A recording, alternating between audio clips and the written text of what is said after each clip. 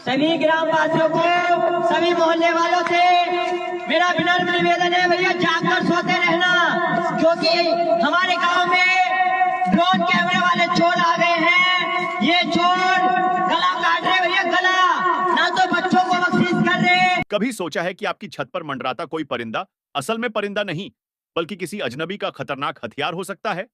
ऐसा हथियार जो नजर तो आता है पर पकड़ में नहीं आता, और जब तक आप समझें तब तक आपके घर का कीमती सामान उसकी गिरफ्त में जा चुका होता है। उत्तर प्रदेश की हवा में अचानक अजीब सी सरसराहट घुलने लगी थी, जैसे आसमान से कोई अनदेखा खतरा धीरे धीरे जमीन की तरफ उतर रहा हो। शुरुआत हुई थी पश्चिमी उत्तर प्रदेश के एक छोटे से शहर बिजनौर से, जहां एक रात अचानक एक काले रंग का ड्रोन एक मकान की छत पर उतरा और पलक झपकते ही गैस सिलेंडर उठाकर गायब हो गया। लोग हैरान थे कि यह हुआ क्या, मगर असली कहानी तो यहीं से शुरू हुई। अगले ही दिन मुरादाबाद, मेरठ, बरेली और भी कई शहरों में लोगों की नींद उड़ चुकी है, लेकिन इस वक्त बिजनौर के सबसे खराब हालत है। लोग अपने गांव में रातों को जागकर पहरा दे रहे हैं। सीसीटीवी में कैद कुछ ब्लैक ड्रोन दिखे, जिनमें से कुछ की उड़ान इतनी तेज है कि पुलिस भी हैरान, जनता परेशान और पूरे सूबे में सनसनी फैल गई। लोगों ने अपनी छतों पर लोहे की जालियां लगानी शुरू कर दी, मगर ड्रोन गैंग और भी शातिर निकला। अब वो सीधे दुकानों पर मंडराते, और जैसे ही दुकानदार का ध्यान भटका, पलक झपकते ही नकदी, मोबाइल और सोना उड़ाकर गायब हो जाते।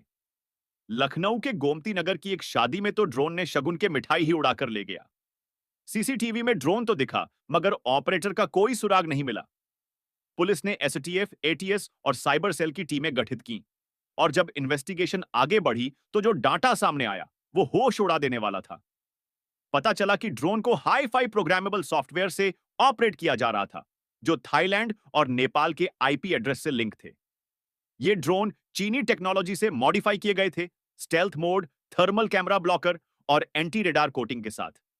जांच में खुलासा हुआ कि यूपी के कुछ तकनीकी रूप से तेज लड़के टेलीग्राम पर बने डार्क फ्लाई नाम के सीक्रेट ग्रुप में जुड़कर ये ड्रोन मॉडिफाई करते और फिर उन्हीं से चोरी करवाते थे। हर चोरी के बाद ड्रोन सुनसान खेत, कुएं या पुरानी इमारत में उतरते, जहां से इन्हें उठाने और अगली वारदात के लिए तैयार करने के लिए दूसरी टीम आती।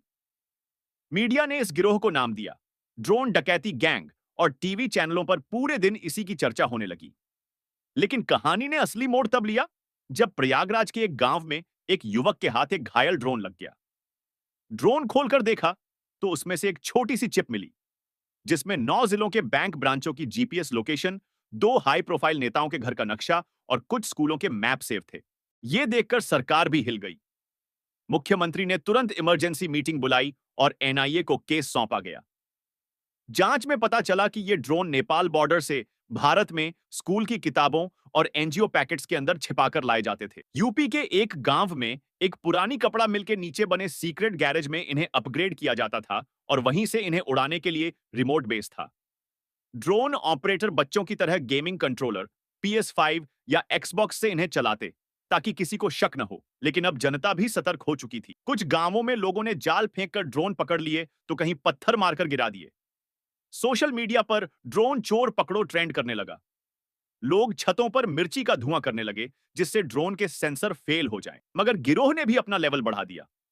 अब वो सिर्फ सिलेंडर या पैसे नहीं, बल्कि बच्चों के स्कूल बैग, मंदिरों की दान पेटियां और फार्म हाउस की तिजोरियां तक उड़ाने लगे।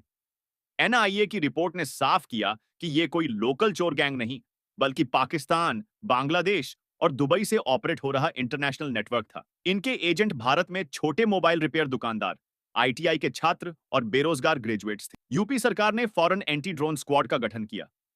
लखनऊ, नोएडा और वाराणसी में ड्रोन जैमर लगाए गए।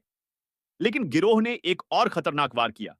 वाराणसी के एक थाने के ऊपर ड्रोन से टीयर गैस छोड़ी, और वहां से सब इंस्पेक्टर की सर्विस पिस्तौल भी गायब कर दी। अब पुलिस पूरी तरह अलर्ट में थी। हर जिले में पुलिस की ड्रोन यूनिट्स ने गश्त शुरू कर दी। लोगों से कहा गया कि कोई भी संदिग्ध उड़न वस्तु दिखे तो तुरंत 112 पर कॉल करें। मगर असली मास्टरमाइंड, जो कहीं किसी फार्म हाउस में बैठकर लैपटॉप से अगली चोरी की स्क्रिप्ट लिख रहा था, अब तक नहीं पकड़ा गया। और कौन जाने, अगली बार जब आप अपनी छत पर खड़े हों, तो आपके सिर के ऊपर मंडराता वो काला साया बस एक परिंदा ना हो, बल्कि आपकी दुनिया को हिला देने वाला वही ड्रोन हो, और आप समझ भी ना पाएं कि आप ही अगला शिकार बनने वाले हैं।